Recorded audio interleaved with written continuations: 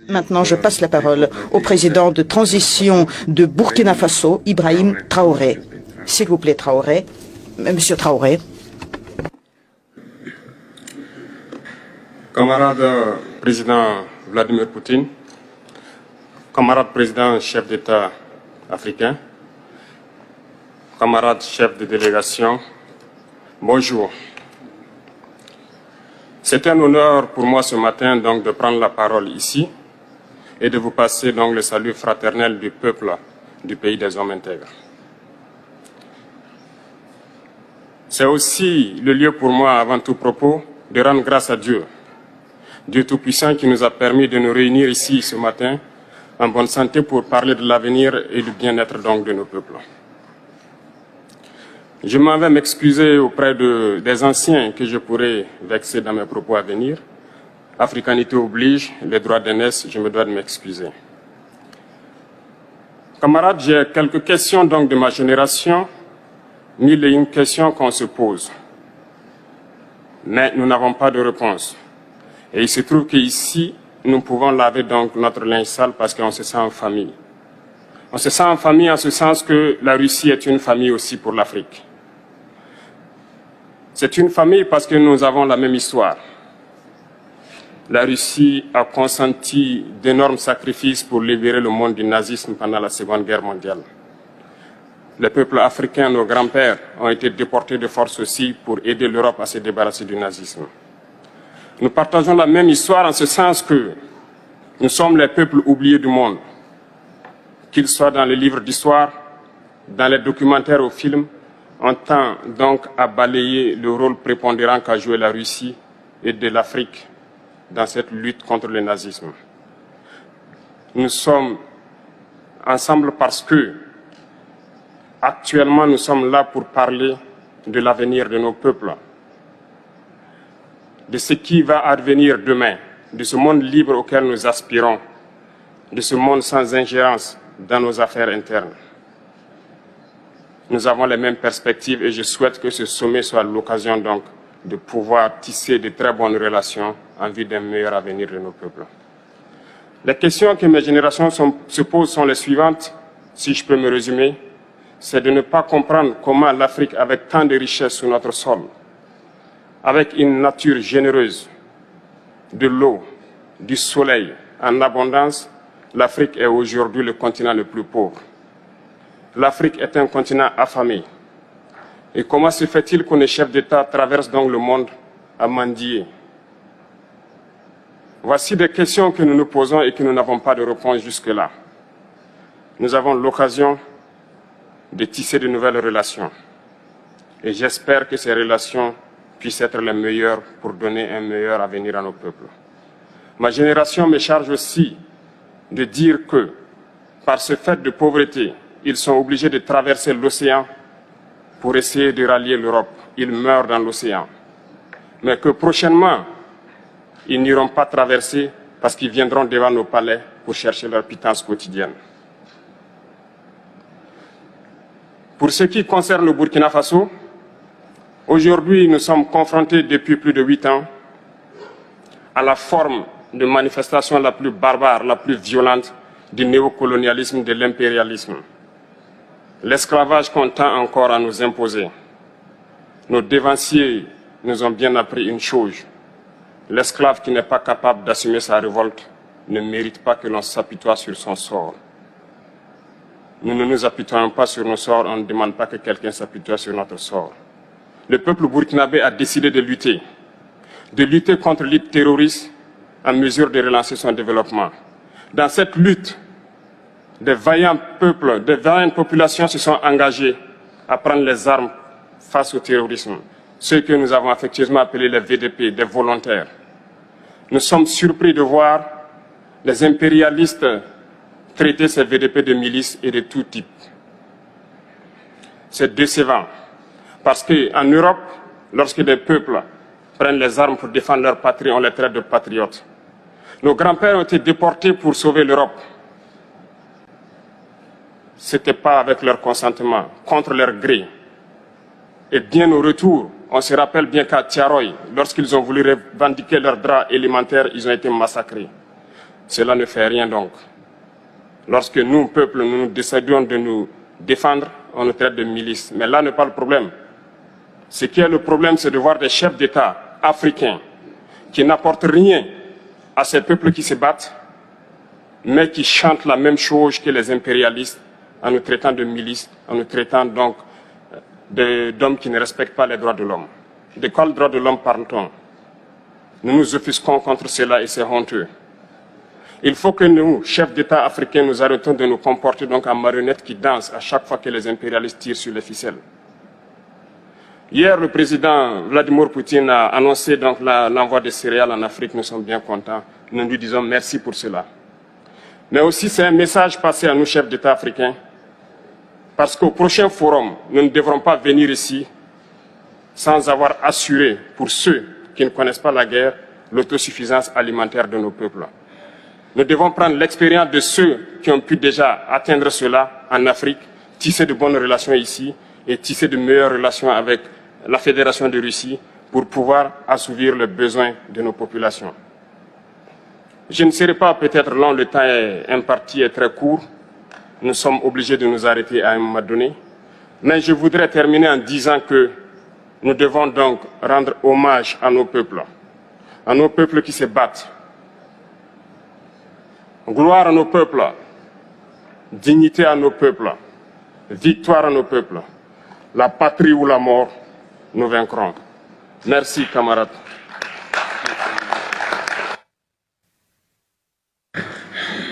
Спасибо, уважаемый господин Трауре. На что хотел бы обратить внимание. Вот только что выступивший коллега сказал о роли России в борьбе с нацизмом. Je tiens à attirer votre attention au fait que cette lutte qui a été menée par l'Union soviétique, par la Russie, dans les intérêts du monde entier, pour libérer les gens du nazisme, la lutte contre l'apartheid, contre le colonialisme, n'est pas menée dans les intérêts africains uniquement. Cette lutte mène à des résultats qui améliorent les situations dans le monde entier. C'est le monde entier qui en profite. Dans ce sens, je suis d'accord avec M. Traoré. Ça rappelle ce qui s'est passé à l'époque soviétique, la lutte qu'a menée l'Union soviétique, la Russie, s'inscrit dans cette lutte de tous les peuples pour les libertés.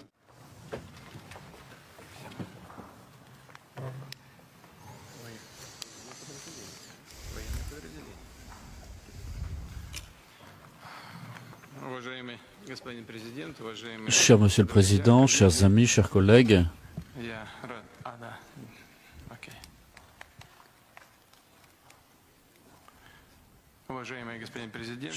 cher Monsieur le Président, chers amis, avant tout, je tiens à vous exprimer ma gratitude d'avoir répondu à notre invitation et être venu ici pour participer aux travaux du deuxième sommet Russie-Afrique.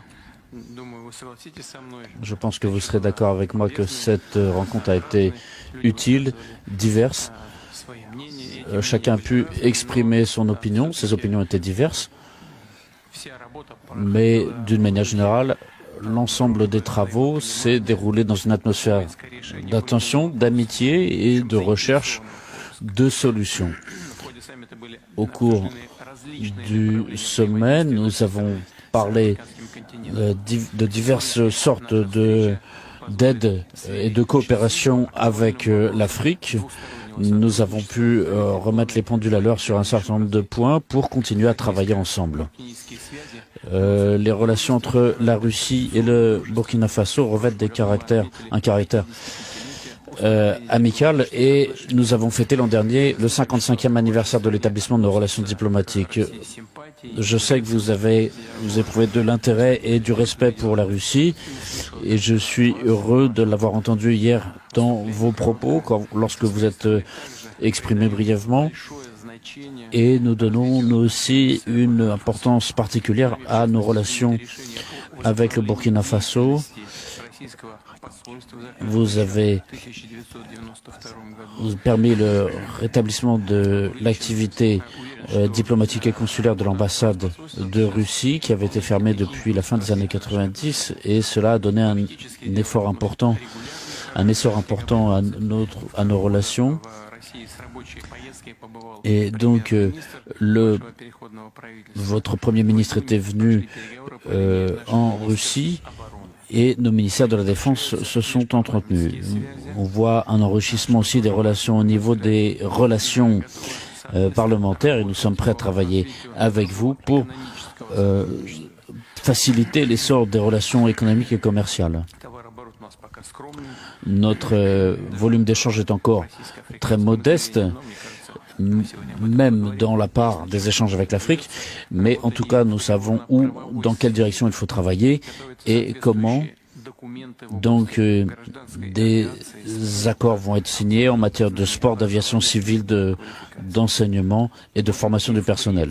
Et nous allons continuer à travailler avec vous pour la formation de spécialistes dans le domaine civil dans notre pays et en 2023 et 2024, il y aura 10 bourses accordées à des étudiants de votre pays et nous pouvons évidemment travailler à augmenter le nombre de ces bourses. Nous travaillons sur l'harmonisation de nos positions à l'international et notamment sur les plateformes de l'ONU et d'autres organisations internationales. Et notamment, nous allons apporter une aide humanitaire au sein du FAO et à hauteur de 10 millions de dollars. Et 2 millions iront justement au Burkina Faso. Cher Monsieur le Président, chers amis, nous sommes très heureux de vous accueillir ici en Russie et heureux de cette rencontre d'aujourd'hui. Je vous remercie.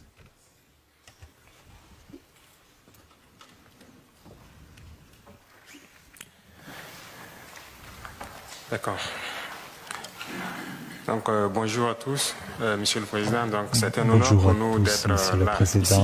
C'est le deuxième sommet, comme vous avez pu le constater hier.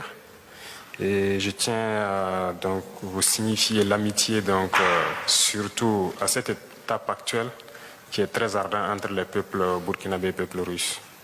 Et je puis vous rassurer que la situation donc que la Russie vit actuellement avec l'opération militaire spéciale, que vous avez en tout cas le soutien du peuple burkinabé et le soutien donc de notre gouvernement.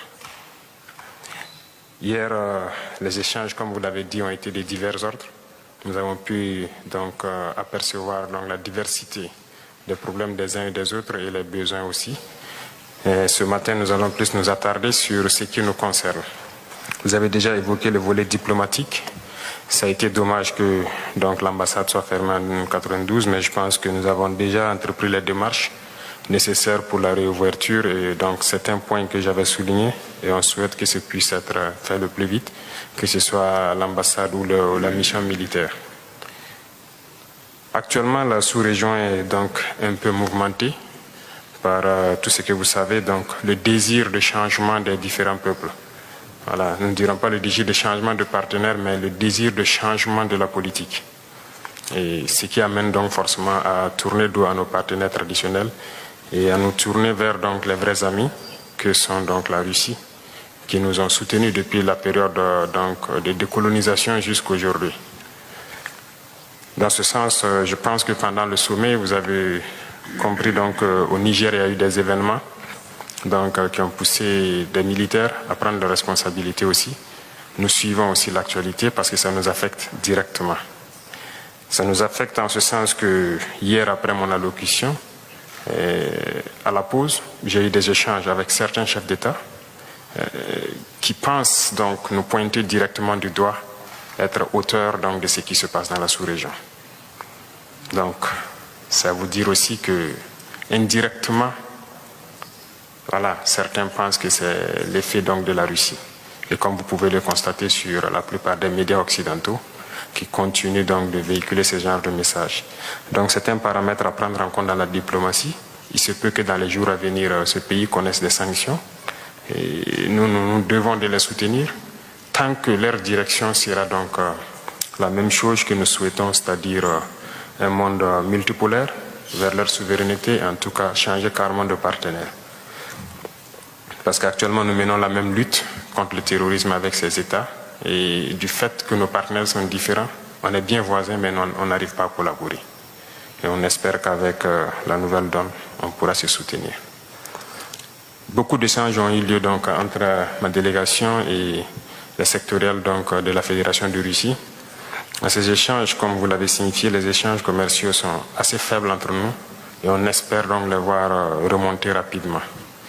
Déjà avant qu'on arrive ici, il y a eu un accord qui a été signé entre une société russe et des entrepreneurs burkinabés dans le cadre de l'exportation donc des produits comme la mangue. Avant, ça s'exportait. Cette année, nous avons rétabli l'aéroport de la région productrice. Et les mangues s'exportaient vers l'Allemagne et la Néerlande et tout, qui réexportaient donc vers la Russie ici. Donc nous avons jugé nécessaire donc d'établir ce pont aérien pour que la prochaine production, ça puisse se faire directement. Dans ce sens, nous pouvons aussi donc, à travers le commerce, signifier que nous avons une diversité quand même de produits qui pourrait intéresser la Russie. Et dans les échanges donc, entre les ministres et les différents hommes d'affaires, nous avons compris tels que la mangue, l'anacarde et beaucoup d'autres produits agricoles qui pourraient intéresser. Il y a aussi l'installation d'usines de transformation de certains produits sur place là-bas. Et je sais que beaucoup d'opérateurs russes donc, seront intéressés par cela, ce qui va contribuer à intensifier donc, nos échanges commerciaux. Parlant donc d'échanges commerciaux et d'installation d'usines, nous avons un besoin crucial d'énergie.